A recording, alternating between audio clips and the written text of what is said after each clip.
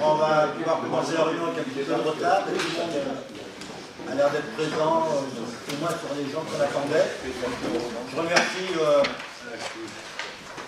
tous les présents ici, les directeurs de l'AFP, bien entendu, mais aussi les partenaires institutionnels, à savoir le Conseil général et la Chambre de culture, sachant qu'on a fait longtemps par leurs élus. Donc merci d'être présents aujourd'hui. On espère enfin aboutir à cette création de la fédération.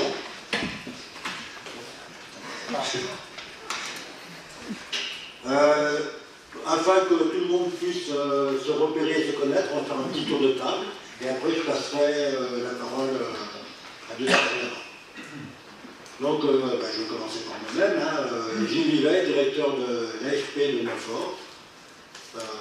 Je fais partie du groupe de travail des présidents, disons, non informels qu'on a mis en place il y a maintenant 3 ans et qui a bien travaillé, enfin, on espère, bien travaillé sur les statuts et ce qu'on va faire aujourd'hui.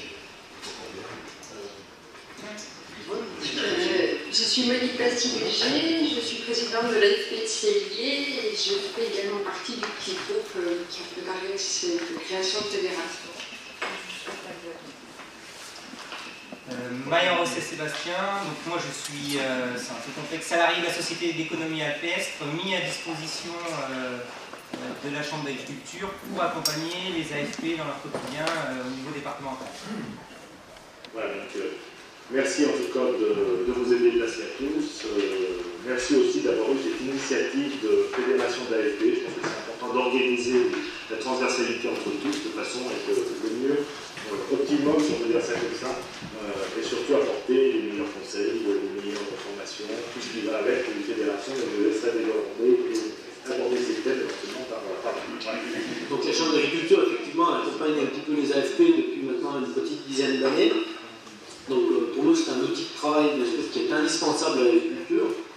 Ça, je pense que ça n'échappe à personne. Hein. Le but, c'est que les propriétaires se fédèrent, mais de laisser un petit peu du coût potentiel aux agriculteurs.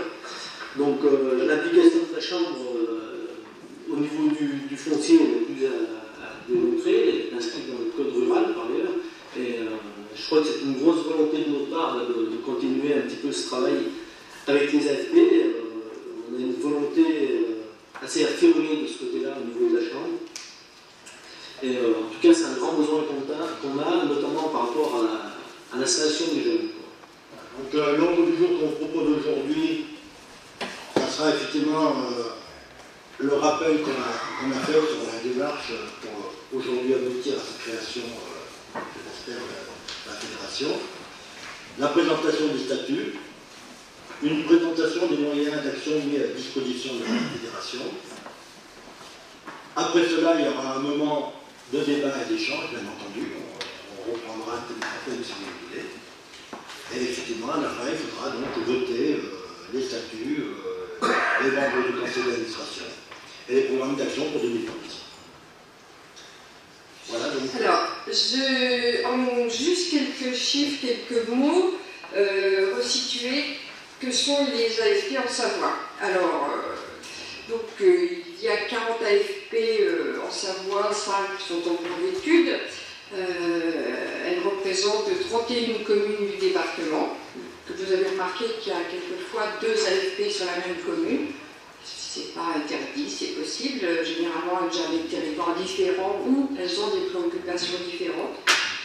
25% des AFP ont comme propriétaire principal la commune, parce que les AFP gèrent des territoires alpins et généralement l'estives, donc bien souvent, ce sont les communes qui sont propriétaires de ces territoires. 10 boutons, 4900 vaches, donc 2600 vaches laitières, ça n'est pas négligeable parce que beaucoup d'AFP sont en zone Montfort ou autre zone d'appellation. Sont également présents des chèvres au nombre de 800, 140 chevaux. On n'a pas compté les ânes parce que ce n'est pas significatif. Il faut être complet pour dire que d'autres AFP ne gèrent pas de cheptel, n'accueillent pas de cheptels sur leur territoire. Donc certaines ont une vocation vinicole. Je crois que c'est l'AFP de Sevin, pour exemple, et de Chanas. Excusez-moi, Chanas. D'autres ont une vocation forestière, à titre d'exemple, mais pas sur liste exhaustive. L'AFP du Gine a essentiellement une activité autour des arbres. Voilà. Donc nous avons réfléchi un petit peu plus avant sur quelles étaient les actions proposées dans le cadre de cette fédération. L'objectif, c'est pas de créer une fédération pour créer une fédération, c'est d'apporter d'une part un plus au président et aux collectivités locales, et d'autre part, comme je vous le disais précédemment, de pérenniser les AFP. Donc l'objectif, c'est de proposer aux adhérents donc, une rencontre annuelle pour un bilan de fonctionnement avec un technicien et un élu de la fédération. Lors de nos rencontres, souvent les présidents nous expriment parfois leur solitude et puis leurs difficultés face au fonctionnement, c'est-à-dire suis-je dans le juste, est-ce que l'AFP doit fonctionner comme ceci ou comme cela. Et donc pour nous il était important que chaque membre de la fédération soit suivi et accompagné à minima une fois par an. Donc une fois par an, il y aura une rencontre.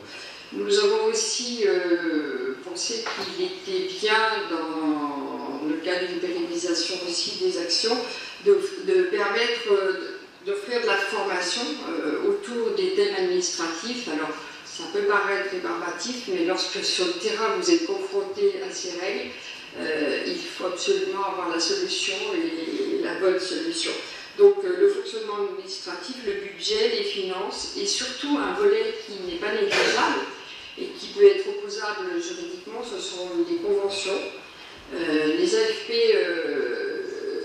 donc, gèrent les territoires privés et publics et à ce titre-là, elles basent des conventions avec les exploitants. Et donc ces conventions doivent être rédigées en bonne et due forme. Et c'est une partie importante. Donc il est essentiel que nous soyons administrativement irréprochables. Et je crois que ça évitera, comme l'a dit Sébastien, d'avoir peut-être des ennuis avec la justice si les propriétaires jugent que nous ne sommes pas tout à fait au point. Toujours dans l'aspect un peu administratif, l'accès à une plateforme internet et une lettre semestrielle. C'est vrai que, je vois que Sébastien m'a rajouté des choses sans me le donner.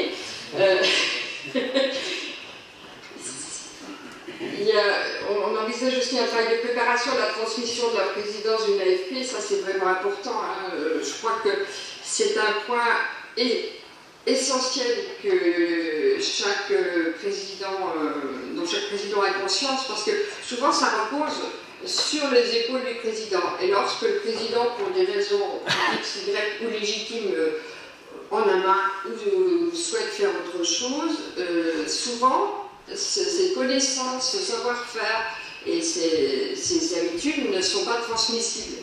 Donc l'idée aussi, c'est une charte, c'est de l'écrire, de formaliser. Alors c'est vrai que c'est la seule solution qu'on a trouvée pour pouvoir transmettre une AFP à un membre du bureau ou à un nouvel arrivant, parce que je crois qu'il faudra qu'on se renouvelle un petit peu.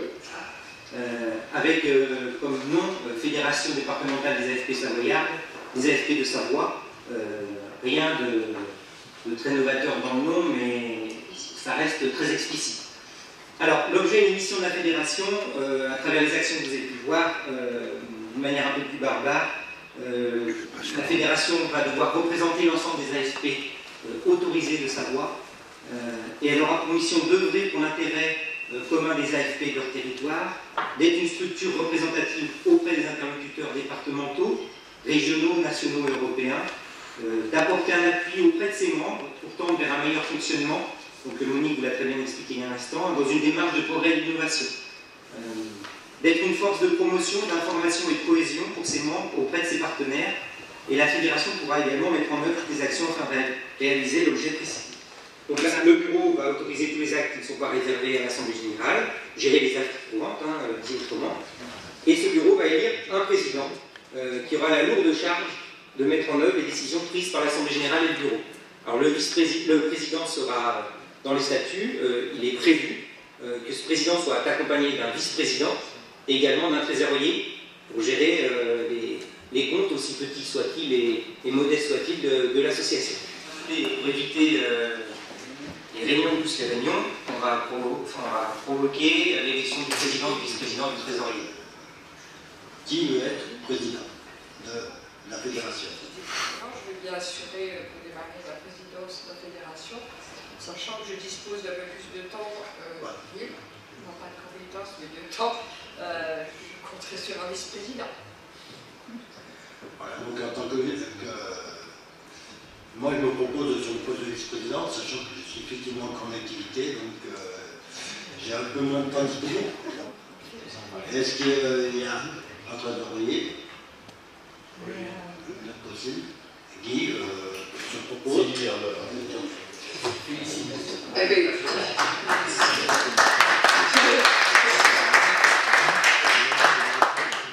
écoutez, je vous remercie. C'est vrai que je n'ai pas l'impression d'avoir pris la place de quelqu'un. En tout cas, je m'engage à essayer d'être une présidente, une bonne présidente, aussi d'y mettre, d'œuvrer dans un intérêt collectif. Ça, je crois que je sais faire, je suis capable de le faire. Et je reste disponible à votre écoute. Je pense qu'avec Sébastien et Gilles, eh bien, on a une année active qui s'ouvre devant nous et en tout cas, on vous remercie, moi je vous remercie vraiment sincèrement de votre confiance.